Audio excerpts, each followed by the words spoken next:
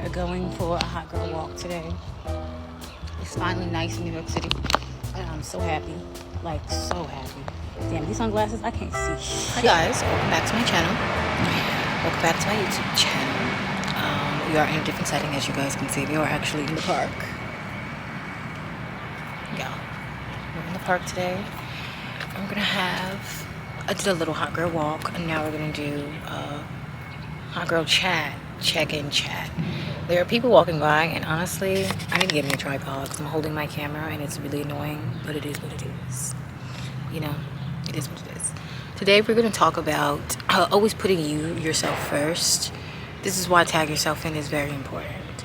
I always talk about calling your power back to you, really putting yourself first, because it's very important. I came across this post on TikTok. I'm gonna insert the clip here.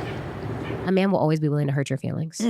He will always be willing to choose himself. Every man is going to choose himself. If you don't like the way you're being treated, leave. Right. He's going to put himself first. Put yourself first. Men will always choose themselves. Dang, she coming It's from so true. It's so true. You're and not even wrong, if a man but is being good to you, and if he's caring for you, he still chose himself first. It was on YouTube, TikTok, I don't know. With the girl, she was saying, the clip is in the video we just saw. She said that men will always put themselves first. And it's like a default for them. Like for them to always put themselves first. So us as women, it's like we are wired to be just very compassionate and soft. And then there was this other post that I saw, and it kind of correlates to what I'm saying now. And it was saying how in a lot of the ancient teachings from Buddhism and stuff like that, they teach you the more feminine ways. But in reality, women are already kind of have that engraved. So it's not like something that we need to be teaching. Those teachings were for men to become more feminine, to become more standing, to become more compassionate, to open up their heart chakra.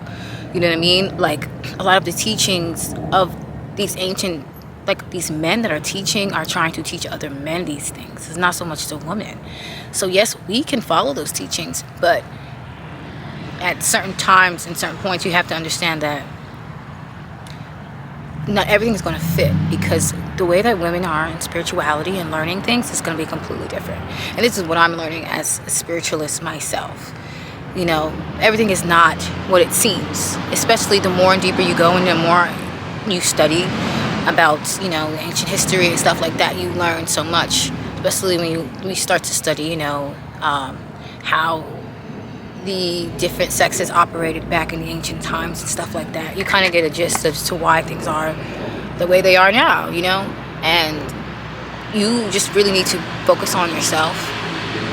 Do not put so much energy and emphasis on these men. And I feel like right now we need to be operating in, take these headphones out, we need to be operating in our more divine timing and more looking within, because it's not time. Like Venus in retrograde, it's not time for us to be looking for validation and seeking validation in other people. We need to be seeking it always from us, because validation is something that a lot of people struggle with. Seeking it from other people, seeking it from sources, when you need to be the one pouring into yourself and seeking it only from you. And that's, to be honest, it's a process. It's not easy. It's not something that comes easy. It's something that comes with practice. Because when you're consistently seeking validation from outside sources, you are not basically listening to yourself, listening to your intuition, and you're not seeing yourself for who you really are. You're letting everybody else see you and give you that confirmation when you need to feel that way regardless of what everybody else says.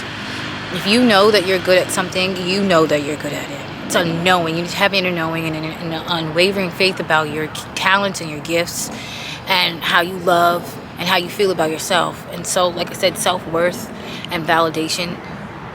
When you have self-worth, you're not going to go and seek validation from everybody else either.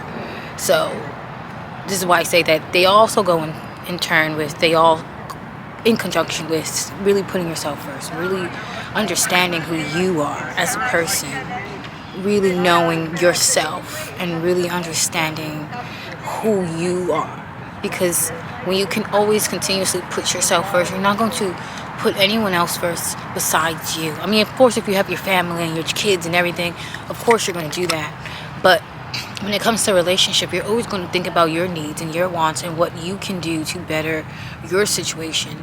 Because when you are consistently putting your spouse's needs before your own needs, you can run into a lot of problems and a lot of trouble, because you're not thinking. I mean, you're not even not thinking. You're consistently worried about what they have going on, what are they doing for the day, what do you have going on. Ask yourself, make a schedule for yourself. Sometimes we revolve our entire life around a man, and unknowingly, like I said, one day we wake up and we're like, oh wow, I really don't know who I am. Like, I don't know what I like. I don't know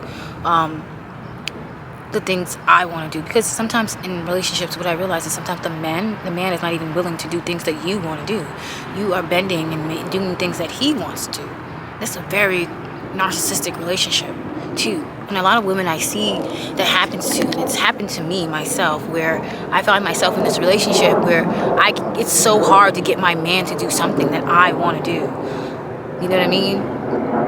Like, why is it that hard? It shouldn't be that hard. Like, if you like me, you should want to do things that I like. And I feel like this is what a lot of women are waking up to. And I know I'm waking up to myself, is bending the will, or bending your way of how you like to do things, or what you like, in order to appease somebody and kind of mold into them, or like, it's like validation in a way. You're seeking validation from them because you want them to like you in some weird way. Sometimes we don't even recognize it and realize, and I feel like that's exactly what's happening to me.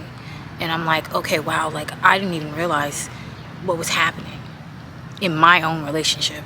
And I feel like I really woke up to a lot this year in my own relationship, which is why I feel like I've been speaking about it. I mean, I'm telling you guys in like little bits and pieces, but there are a lot of things that calling your power back, taking away that energy, can help and make you see things clearly, because it helps you think about yourself and what you really have going on, what you can do to move yourself out of the situation and know that you're not stuck. Especially if you don't have any kids. If you don't have any kids, you're not stuck. Even if you have kids, you're still not stuck. You can still find a way out. It's just going to be a little bit more difficult because you have a child to take care of. Whereas I don't have any kids.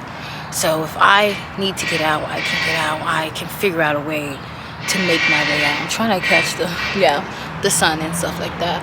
But yeah, it's really about trying to find yourself in every situation, and always listening to yourself, listening to your intuition, because that's always going to disconnect that need for validation and seeking validation everywhere else but besides yourself and looking within.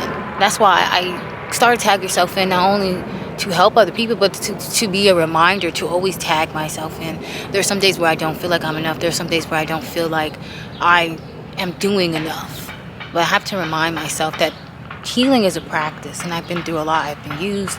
I've been, like, there's a lot of things that I've been through in my life, and we all have to give ourselves grace, I think it's important, and I try and give myself grace to understand that this is a journey, and we're all on a journey. It doesn't have to be so, like, rule by rule, because life is not a rule book. You live and you learn. So, yeah. It's validation, seeking validation, always putting yourself first will stop you from seeking validation and wanting that validation from other people and feeling like you need that validation. Even from your parents, it can cause problems because you're always going to be seeking that validation. Men especially, it doesn't allow men to grow when a man is consistently seeking validation from his parents. Same thing with a woman. When a woman is consistently seeking validation from her partner or spouse, it can cause a codependent relationship because she's always going to be looking for his approval. And the man is always going to be looking for his parents' approval or his father's approval, especially if it's a father figure. Men thrive off of the approval of other men. I don't know why. but it's what they do. And women sometimes can thrive off of the approval of a man, because sometimes we go into competitions for it and stuff like that, and it can just be really unsettling and just unnecessary and cause a whole bunch of problems. That's why I say validation and seeking validation and doing all that, yeah, it could go hand in hand with not putting yourself first. But anyway, I hope you guys like this video. You guys like my little nature chat talk. And we'll see you guys next time.